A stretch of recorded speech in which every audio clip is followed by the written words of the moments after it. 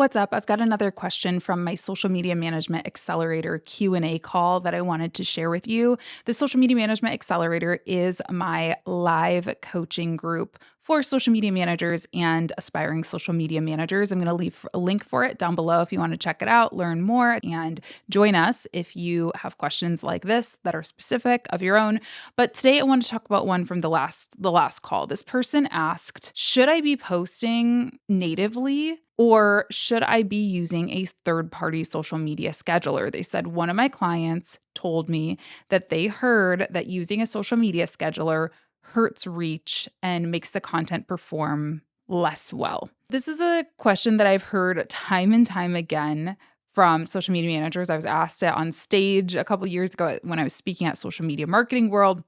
This is kind of this long-standing rumor ever since social media scheduling tools started to come out. And I have done as much research as I can, and the data that I've seen does not necessarily support that theory that schedulers hurt your reach. I have my own theory and I'm going to talk about it here, but I also want to share in terms of like potential bias or anything like that. A lot of these studies that I've found are put out by social media scheduling tools, right? So we got to take that with a grain of salt. Number one, take all of this answer with a grain of salt. Yeah, of course, they want you to use their tools. So of course, these schedulers are going to post saying that's not true. But I do believe in my heart of hearts that that is not necessarily true, but I do have a theory for it. Stick with me.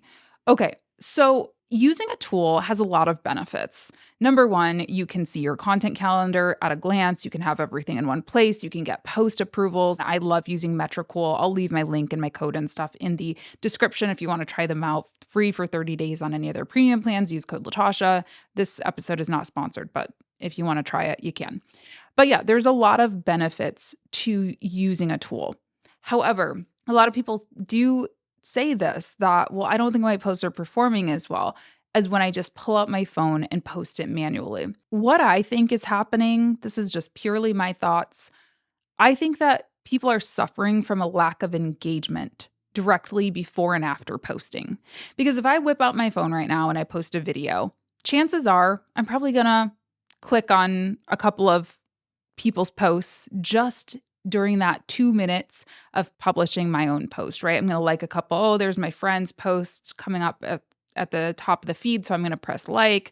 I might see something that I want to comment on. I might see a story from somebody that I'm interested in. And then I autoplay the next story. I might see my DMs, right, are glaring red at me. So I click on the message. I reply to a message.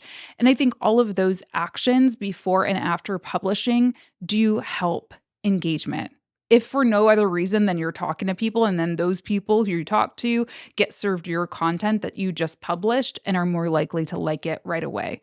So my advice for this is to use a scheduling tool if it works in your workflow. For me, that's the only way I would be able to manage multiple clients at a time. There's no way I'd be manually posting for 5 or 10 clients at a time, right? So if it works for your workflow, automatically schedule that content. However, you want to make sure that you are allotting time in your schedule every single day to do those daily engagement activities. Check your inbox, reply to some comments, leave some comments, some outbound comments on ideal clients or target hashtags that you've assigned to the brands that you're managing, right?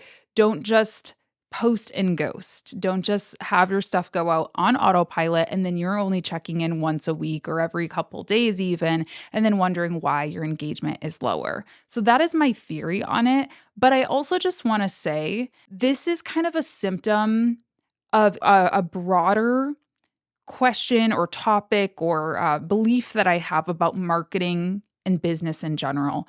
Is at the end of the day, you have to do what is right for you.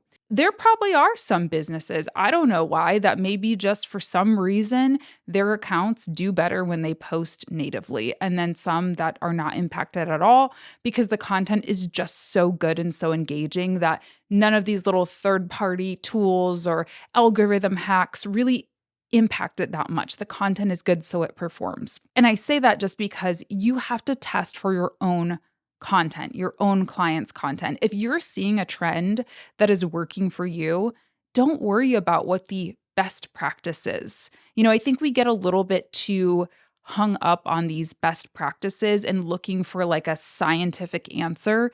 And there really isn't always a scientific answer. I hate to say it. These algorithms are complex. Anyone who is saying they understand them 100% and have the secret formula, that's just not true, right? We can pick up on patterns, we can notice things, we can observe things, we can talk to people and see patterns, but at the end of the day, we do not know exactly how they're engineered, and so you have to observe your own patterns, create your own benchmarks, and decide what works best for you. So that's what I told my student. If you are consistently seeing that your client's content performs better when you post it natively, then I don't know, maybe just post it natively and use the scheduling tool just for the analytics features and more for planning out your content. However, if you're somebody like me who's never had an issue with it, regardless of if there's a best practice or a rumor saying you shouldn't do it, keep doing what you're doing and what is going to allow you to do your job. Because if I had to manually post for every single client, I would have to raise my rates way up because I would not be able to afford to manage, 5 or 10 clients at a time. I would max out at just a couple. So do what is best for you, test things yourself, observe, record data, look at those analytics regularly so that if something is really off, you can kind of start to put together the clues and say, okay, here's what I did differently. Maybe we start to take away some of those factors and assess the situation from there. So hope that answer was helpful. I know it's kind of a non-answer because I don't think there is a black and white answer necessarily, but hopefully it was helpful for you. If content like this is helpful, consider joining the Social Media Management Accelerator. I'm going to leave a link for it down below if you want your questions answered like this ongoing as a part of my community.